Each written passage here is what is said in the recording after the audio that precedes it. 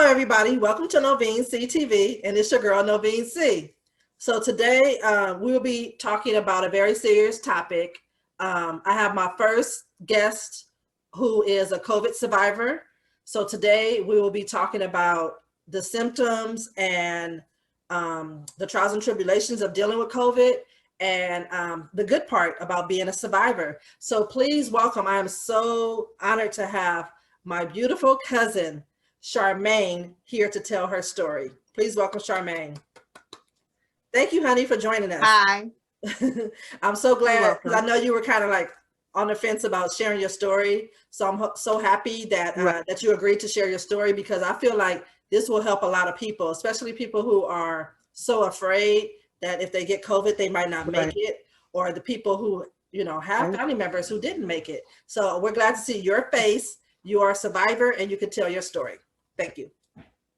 Okay, ma'am. You're welcome. My first question for you is, how did you know that you had COVID? Well, I got really sick. I started, I had went to bed on a Sunday night. I'll never forget. And I'm never hot. I started getting hot, clammy. Then I started getting cold. Then I started getting hot again. And I was like kicking the covers off, putting the covers back on me. And I woke up Monday morning to get ready for work. And I kind of like dangled my feet on the side of the bed, and I tried to step down, and my body was in so much pain when I tried to step down. So I took my feet and put them back in the bed and was like, something wrong with me, something wrong with me. Wow. So then what, like, did you immediately think it was COVID? No, oh no, Okay. not me. I just knew that I was the safest person in the world. I washed my hands when I traveled. I had my girlfriends test. We test before we went. We test when we got back. So me, oh no, I didn't think it was me. I didn't think it could happen to me. Right. And so how'd you find out? I'm sorry, go ahead. So I made an appointment. Later on that day. I had a telephone appointment, and the doctor was like, I think you have COVID. And I told the doctor, I don't have COVID. Right. I don't know what's wrong with me, but I don't have COVID. She said, Charmaine, I think you need to get tested. She said, I'm going to make you an appointment tomorrow to go through the drive-through testing center. And I was kind of frustrated with her. I was like, all right, you really didn't help me? Right. You really not going to help me? You're going to send me to go get tested? Right. And I was really pissed. I was really pissed off. So the next day I got up and I had somebody drive me because I was so sick I couldn't drive myself, and I got tested. So then how long did it take for your results to come back? My results came back within 24 hours. By the next day, I had the doctor, public health, and several members of Kaiser calling me. Wow. So how did you feel like when you first found out that you had COVID? Like, I felt like I was going to die like everybody else. I was like, it's over. I was like, it's over. I'm not going to survive this. I'm an asthmatic. This is going to kill me. I was like, I'm going to die. I'm going to die. I started hyperventilating. I had to calm myself down. I was doing breathing exercises because I just knew that it was over. I was like, it's it. It's over. It's over. And then I got really defensive after that. I was like, I'm not going to tell nobody. I'm just going to stay in the house and die. Forget it. You know, I'm just going to, you know, I'm just going to stay in the house and die. Then I thought about my son, and I was like, that's not fair. You know, I had so many different thoughts, you know, it was just like racing thoughts. My brain was going a mile a minute, but I couldn't stay up long enough to actually do any of those things because I just kept passing out. I was like, I'm not telling nobody. And then I had to take some more Tylenol. I had to take some more NyQuil, and I just passed out. So for the first 3 or 4 days, nobody even knew I was sick till it got to a point where I couldn't control the symptoms anymore. Right. That's what I wanted to know. What are some of the symptoms that you had? So with COVID, and I was speaking to someone today about this, a gentleman that I met from Los Angeles. With COVID, every day you wake up with something different, okay? You can't just say, oh, I have body aches. So I started with body aches. You know, I just told you I woke up and I had body aches. So it went from one day having body aches to waking up the next morning with just coughing, no body aches, just coughs. And then the next day, no coughing, just a headache. And then the fourth day, a combination of all. And then like the fifth day, nothing. You actually, think that you're getting better. You like, oh, okay. And then by the end of the day, here's the headache. So you wake up again, and then you just have straight backache. So you don't know how to treat it. So I can understand why the body sometimes, the body just, it doesn't know what to do, because you're having a combination of things. And sometimes people don't have anything. They walk around with COVID and they spread it to others because they're asymptomatic. Right. So as you guys know, I'm a nurse and I work at a PUI hotel, which is a COVID hotel. And most of the people that I treat do not have symptoms. Right. Right. So that's a lot. That's a lot. What was my other question? So since you were having all those symptoms, like what was the worst symptom or your worst day that you had when you had COVID? Well, when I got off of quarantine, I started having breathing problems. I started being short of breath. So I went to sleep one night and I stopped breathing and I caught myself and it scared the hell out of me. And mind you, I was here by myself because I was still kind of being safe. I didn't want anybody to be around me. So I kind of like set up and I started gasping for air. And I was like, my chest was going up and down. And I was scared, but I couldn't breathe. And, I wouldn't sleep. I just sat up the whole night because I thought I was going to stop breathing. I just woke myself up because I just happened to catch my breath. So the shortness of breath is what really, really bothered me, scared me, and was painful because it's hard and painful not to be able to breathe. It affected my talking, my movement, and I couldn't lay down. I couldn't lay on my back. I had to lay on my side or my stomach. It just restricted so many things in my life. And here I thought I was getting better. And even after the quarantine, I was still affected by COVID. Right. And that had to be hard for you to like even get to the kitchen, right? Because you have to walk downstairs. Yeah. Right. So that's crazy. And then to be at home by yourself, like how did that make you feel having such a serious illness? I was alone. I was depressed. I was really depressed. It was like, you don't realize how much you depend on people and how much you get used to your family, your grandmother, your aunt, your children. You don't realize that until those people are not there. I'm in this house by myself. If I go from upstairs to downstairs, I can't breathe. There's no one there. If I fall out, who's going to help me? If I stop breathing, who's going to call 911? I mean, I didn't know from hour to hour, minute to minute what may happen. I really got depressed. I started going outside just to, breathe fresh air, look at the birds, the trees. It just really humbled me because we take so many things in life for granted. Isolation is powerful, very powerful. Very powerful. And here I only did it for 10 days. Right. Imagine if I had to do it for 10 years. Right. That's crazy. That's a lot. So I was gonna say, so what do you think helped you get through those tough days? Well, talking to my family, seeing my family, a lot of people, including yourself, came to the screen door and I was like more than 6 feet away from them. Talking to people, when they showed up, people leaving things on the bench for me, just people telling me that they love me, calling me, checking on me, it was all human contact.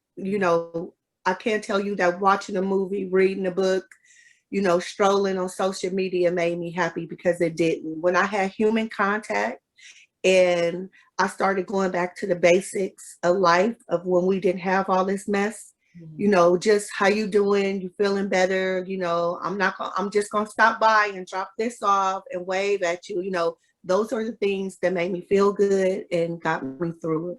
Right. That was super scary, you know, for us too as your family, seeing you go through that Yeah. and like hearing you like when we were calling, talk to you on the phone and how you could barely talk because you couldn't breathe. Like Right. that was super duper scary. But you know, we knew that you were gonna pull through and you were gonna have an amazing story to share with people who Right. been through similar experiences. So you know, thank God Mhm. that you made it through. But do you Mhm. have any like lingering symptoms? Like some people have lingering symptoms afterwards. Do you have any?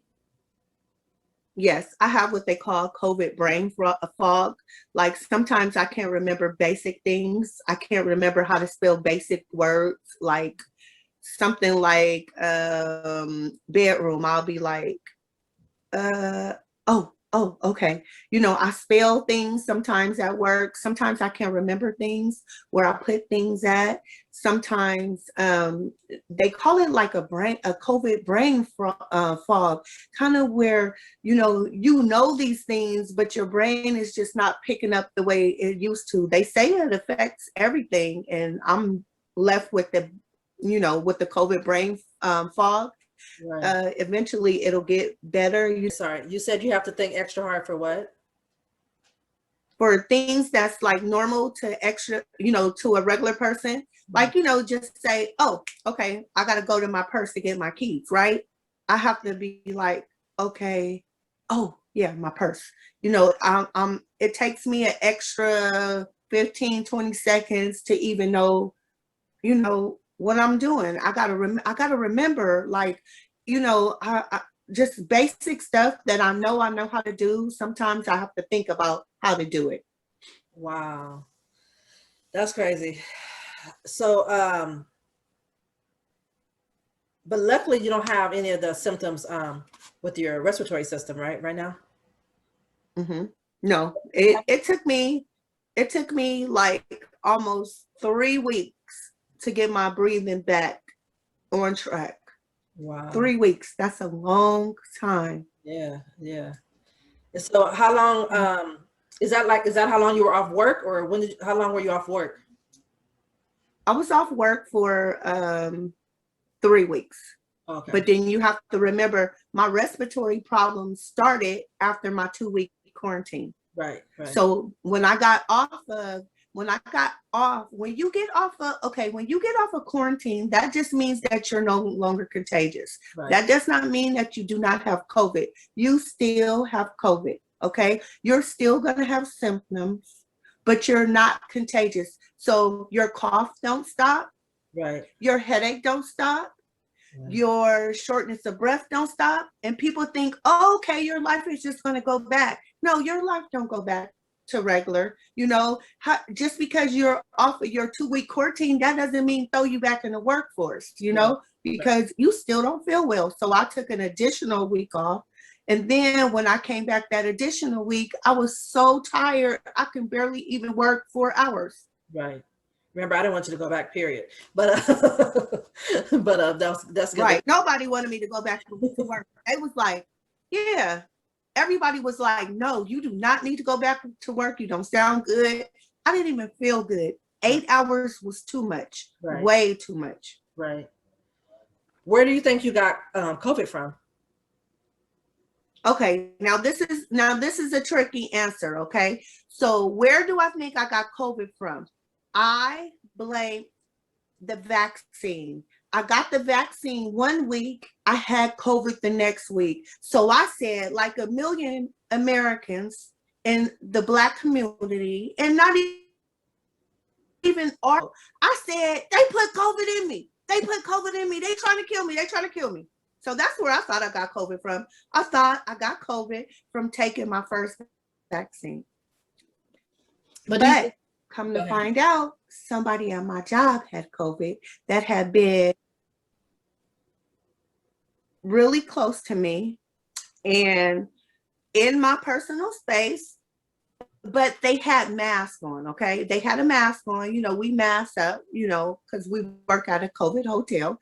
And this person had been, within arm reach of me with her mask on, but I still got COVID.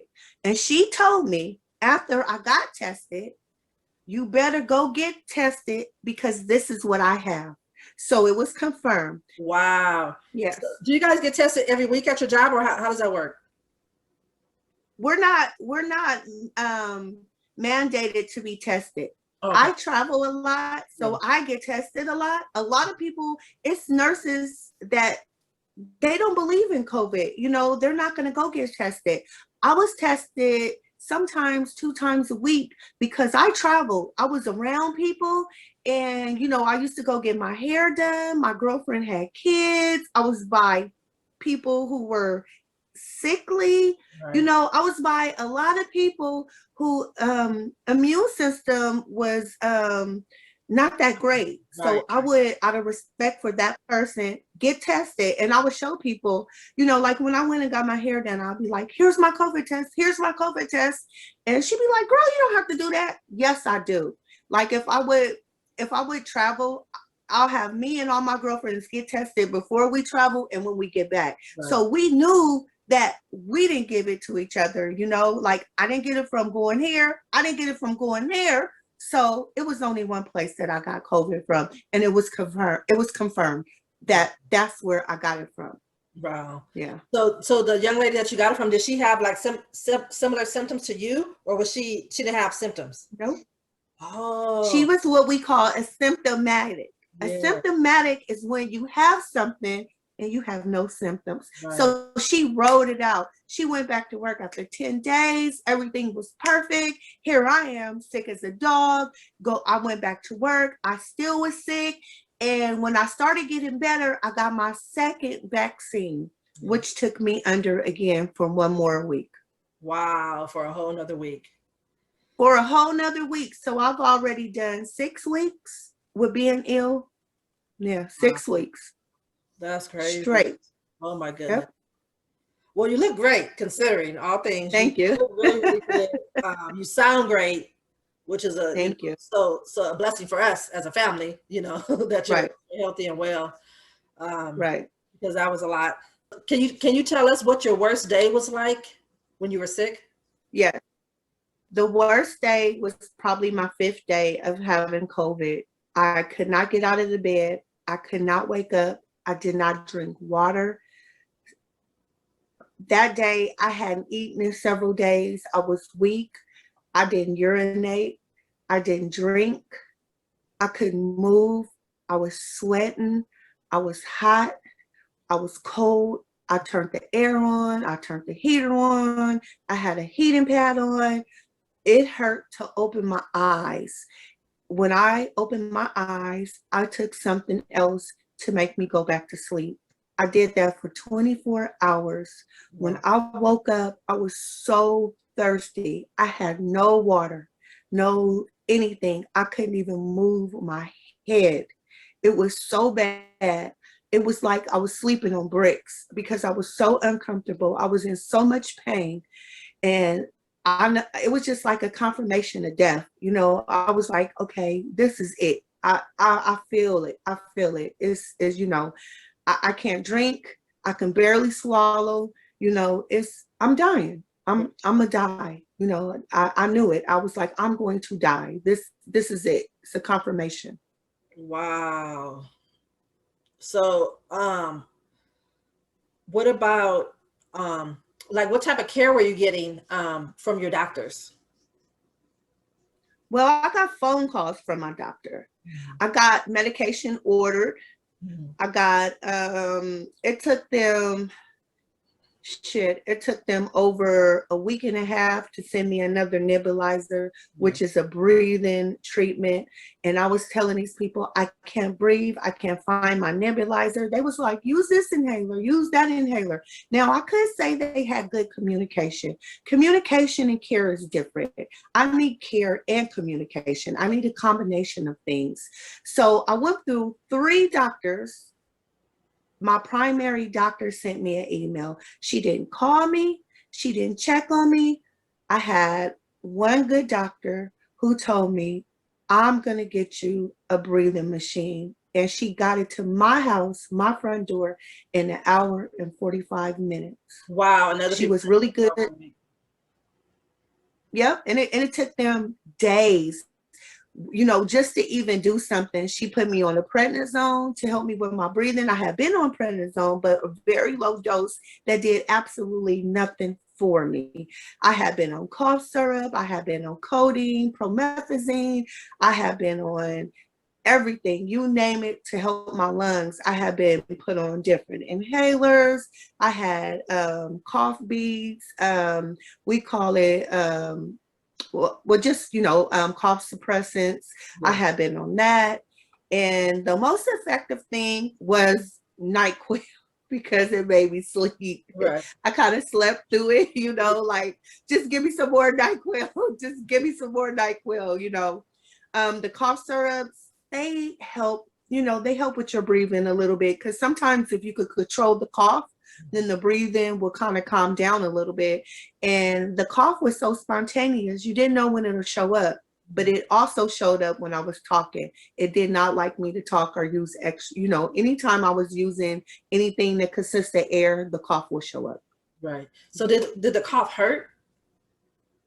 Oh my goodness. It felt like somebody was beating on my chest. Oh, wait. Sitting up hurt. When I lay down, it hurt. My chest had pressure, so much pressure on my chest. It's almost like I was King Kong. You remember how King Kong beat on his chest? Yeah. So it felt like that when I talked to people too long. I would tell people, just let me text you. You know, I can't talk right now. Just text, you know. And sometimes I'll have the O2 monitor on my finger, and I will talk to people and I could see my oxygen just dropping. Like, I'll be like, okay, I can't talk anymore. I can't talk anymore, you know? Yeah. It's a lot of people that I never even talked to. Some people had to hear my voice for reassurance, you know, they just needed to hear my voice, like, I'm gonna talk to you, you know, which was fine. But after 2-3 minutes, it was like, bye, I can't talk anymore. And they can hear, like, I can hear it when I was talking to you. Oh, I knew that I had to let you go. Oh, absolutely. Yeah. But, Absolutely. so what about, did you have to go to the hospital any of the time that you were sick? Let's hear that story, Charmaine. Yes, I went to the emergency room 3 times when I was sick. And what happened on those visits? My cousin is being messy, everybody. What they say, nurses and doctors are the worst patients. You know what they said? They said, Charmaine, we're gonna admit you to the hospital, okay? After I did my breathing treatment. And I said, you are? Okay. So I did my breathing treatment. I got my purse, I got my keys, and I left. Please do not do this at home. She said, not today. It's not fair. Yeah, I felt you, because you were like, hell no, because it's bad enough you're isolated at home, and now you got to be in a damn hospital isolated. No. With other people's germs. You got to remember, at home, I'm in my own germs, okay? Right. If I want to watch TV, if I want to sit up, if I want to go downstairs, I can do it. I worked on my strength when I was down, okay? You know, when you're weak, to get strong, you have to work on it. It just doesn't happen in a hospital bed, okay? So I worked on 1 step, 2 step, 3 step until I got down the steps. And then I would do that. I'll sit down, I'll rest. But if I cannot work on these things, I would have never gotten it back, you know?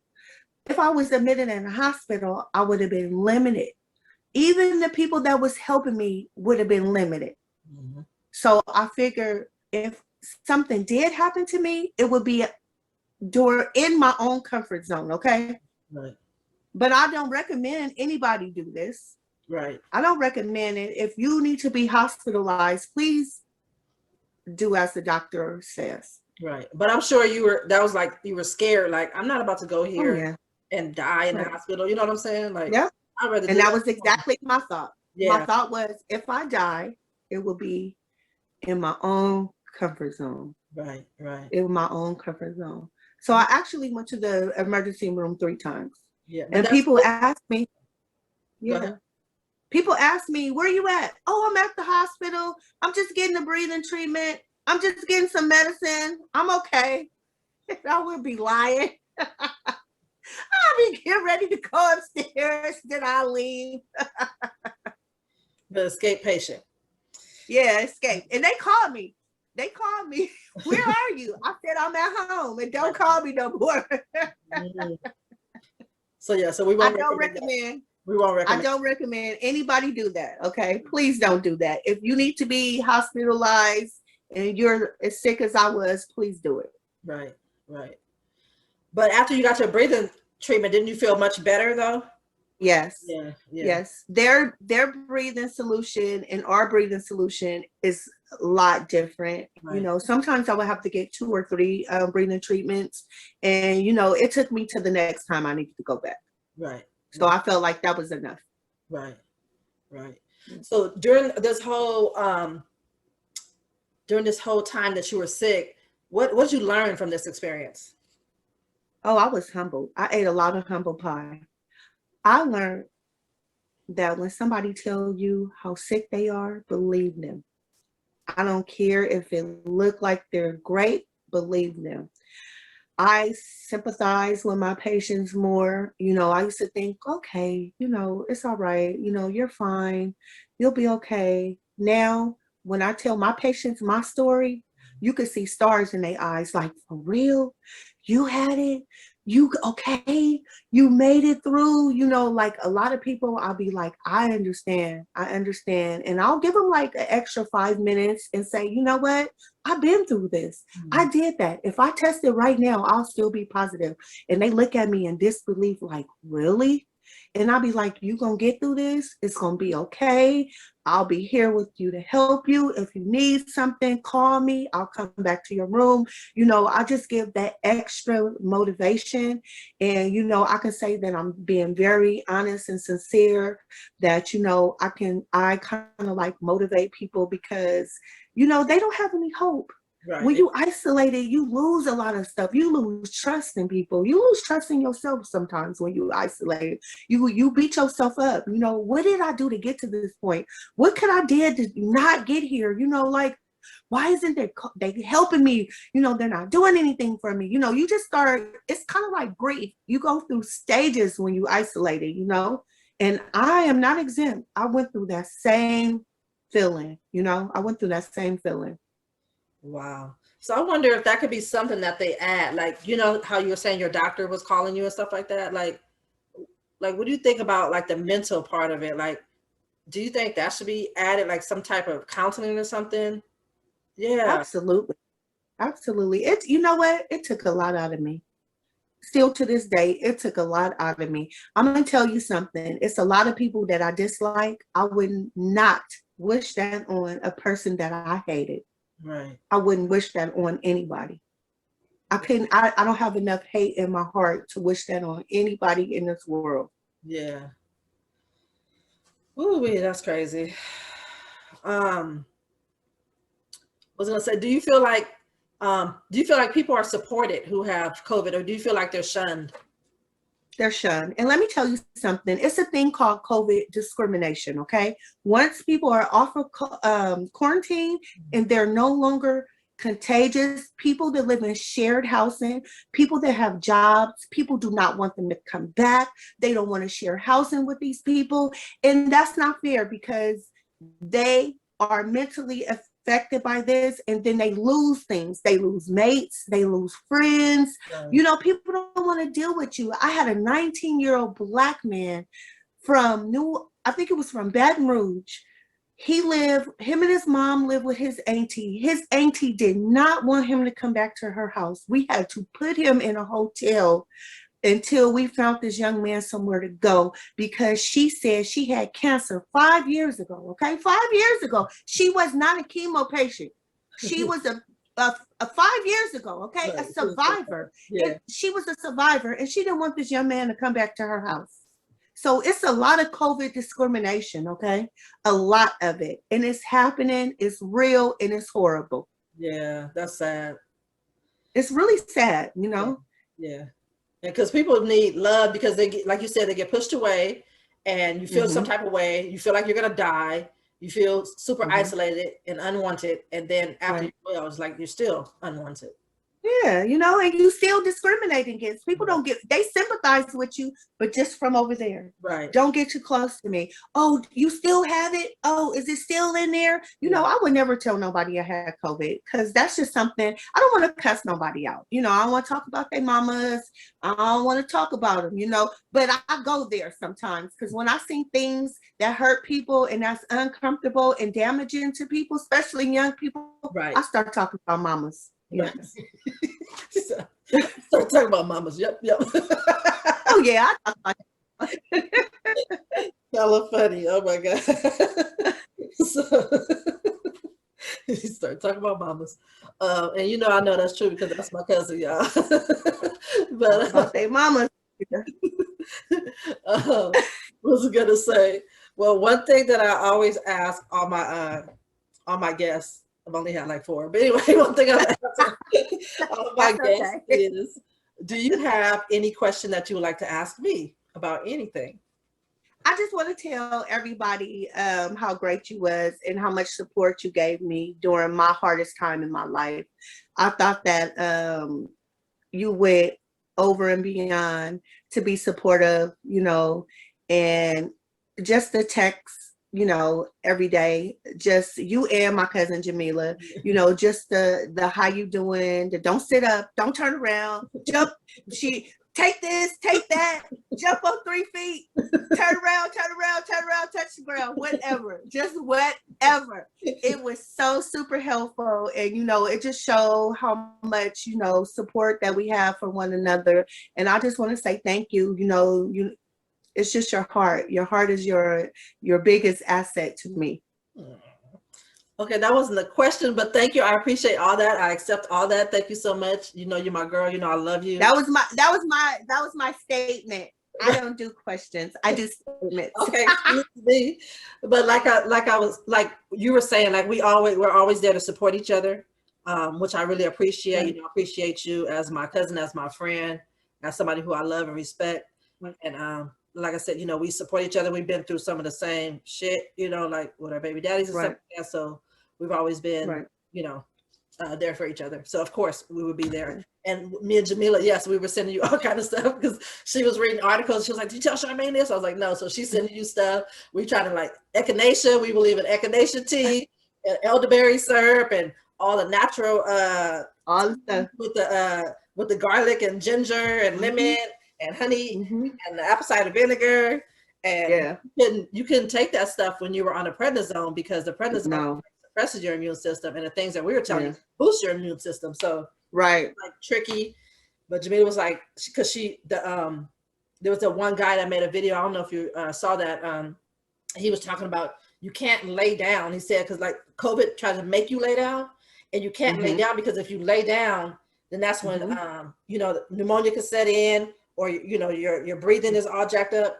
If you lay on your back, excuse me. But like if you lay on your stomach or if you lay on your side, that's better. And he also talked about moving around a lot. Like you have to try to move around, even though you can't. He had to crawl because he couldn't even make it to the bathroom, and he was crawling. And he was saying you have to move because if not, that's how you can die. And so we were so and that's why and that's why we were like texting you and calling you and dropping stuff off at your house and in your doorbell like, hey. And you know, what that man said, I am a witness. You have to move. That's why I wouldn't let them hospitalize me. You know, it was days where I didn't want to move. I didn't want to sit up. You know, I didn't want to roll over. But I made myself accept that one day where I couldn't even use the bathroom. I went one full day without putting anything in my body or eliminating. And it was like the worst day of my life. Yes. Because then you're already not feeling good, then you're dehydrated, so that like compounds things too. But wow, that's just a lot to take in, all the stuff. So what about, how was your family? Like how was your because I know your grandmother, you know, she babies you, that you're her baby. So how did your grandmother and your son deal with you being sick like this?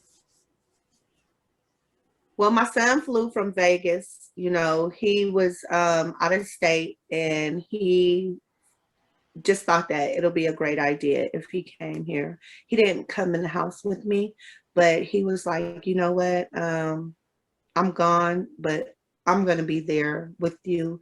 Even if I could see you, lay eyes on you, that's something that I'll take. I don't have to sleep in the house with you, but I need to see you. Right. My grandmother was like, I'll just catch COVID because I don't like how you sound. I'm coming home. And Right. I did not let her come. I was like, no. Even after I got off of quarantine, I still asked her to stay gone an additional week because I don't trust it. It's a man-made virus. Right. I did not know.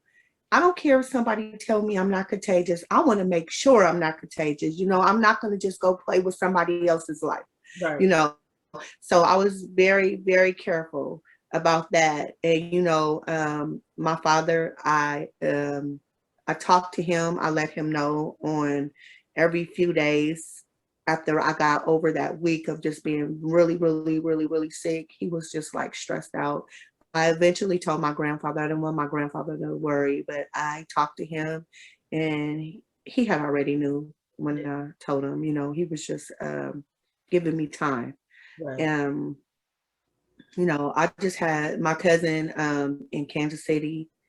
She was like you and Jamila, just like every day, sit up, don't do this, don't do that, you know, you know, go to the hospital, go back. She was like, go back to the hospital. Did you go to the hospital? I'll be like, oh, I'll go tomorrow. She'd be like, you gotta go back to the hospital. You gotta go back. Well, she called me man, man.